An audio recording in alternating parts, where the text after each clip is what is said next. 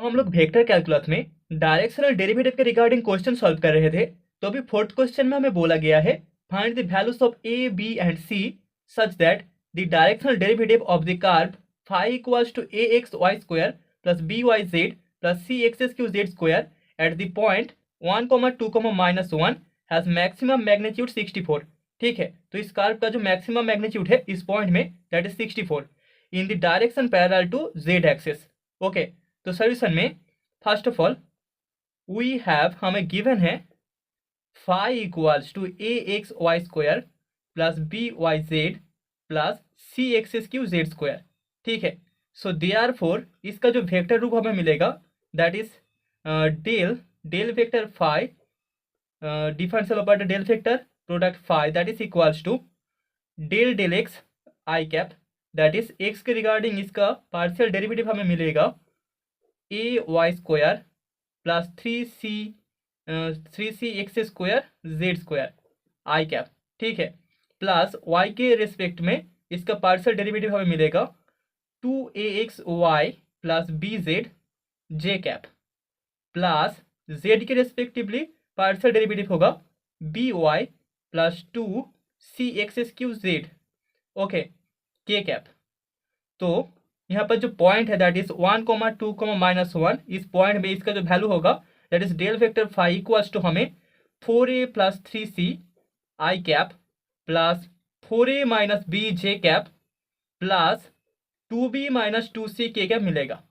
ठीक है, तो अभी क्वेश्चन में हमें बोला गया है the maximum magnitude of directional derivative at ends parallel to Z axis. ठीक है, तो जेड एक्सिस का पैरेलल मतलब हम बोल सकते हैं दैट इज पैरेलल टू के कैप। ओके, सो देयरफॉर यहाँ पर डेल वेक्टर फाई पैरेलल होगा के कैप का, तभी इसका जो डायरेक्शनल डेरिवेटिव होगा उसका मैग्नीट्यूड मैक्सिमम होगा। ओके, एंड दिस इंप्लाई हम बोल सकते हैं this imply del phi is equals to mu k cap and this imply 4a plus 3c equals to 0 होगा, then 4a minus b equals to 0 होगा and 2b minus 2c equals to हमें mu मिलेगा। ठीक है, तो यहां से हमें तीन इक्वेशंस मिलेगा। Also maximum magnitude is equals to 64। हमें गिवन है maximum magnitude is equals to 64।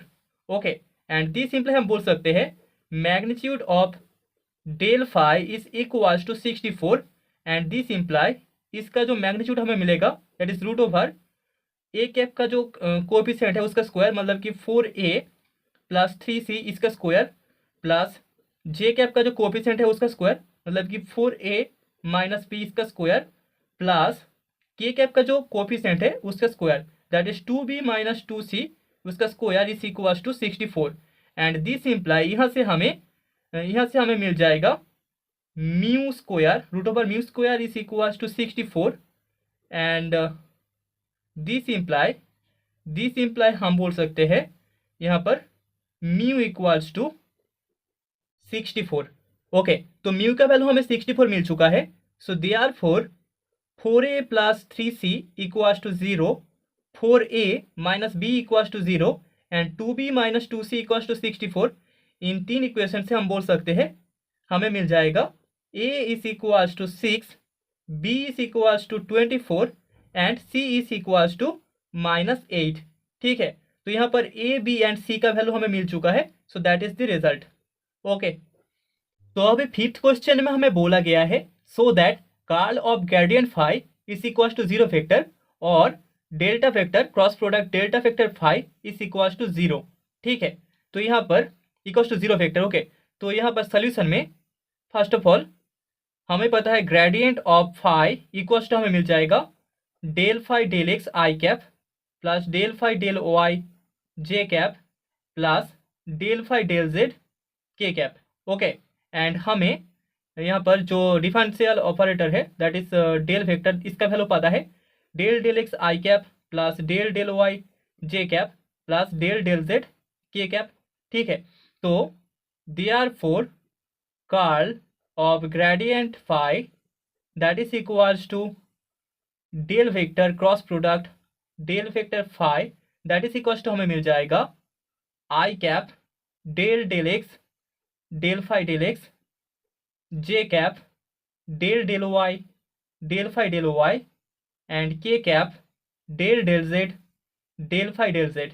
Okay, and that is equals to यहाँ पर आई कैप के लिए हमें मिलेगा del two phi del y del Z minus del two phi del z z del y i cap plus j cap के लिए del two phi del z del x minus del two phi del x del z J cap. Okay, and k cap के लिए del two phi del x del y minus del two phi del y del x k cap. Okay, and that is equals to होगा 0 i cap plus 0 j cap plus 0 के cap. ठीक है, यहाँ पर काट होके सभी का वैल्यू 0 आ जाएगा and that is equals to हमें मिल जाएगा 0 वेक्टर। ओके, तो हमने शो कर दिया curl of gradient of phi grad phi is equals to del vector cross product del vector phi is equals to 0 vector. That is the result. तो अभी 6th question में हमें बोला गया है so that divergence of curl A vector is equals to 0 that is delta vector dot product delta vector cross product A vector is equals to 0। तो solution में सबसे पहले हम लोग मान लेते हैं let A vector is equals to a1 I cap plus a2 J cap plus a3 K cap. ठीक है, सो देयरफॉर इस ए वेक्टर का जो कर्ल होगा curl of A vector that is equals to हमें मिल जाएगा i vector del del x a1 j vector del del y a2 k vector del del z a3। Okay, determinant होगा इसका, so that is equals to del a3 del y minus del a2 del z i cap plus del a1 del z minus del a3 del x j cap plus del a2 del x minus del a1 del y K cap. Okay, so therefore divergence of curl A vector that is equals to del vector dot product curl A vector equals to हमें मिलेगा del del x del a3 del y minus del a2 del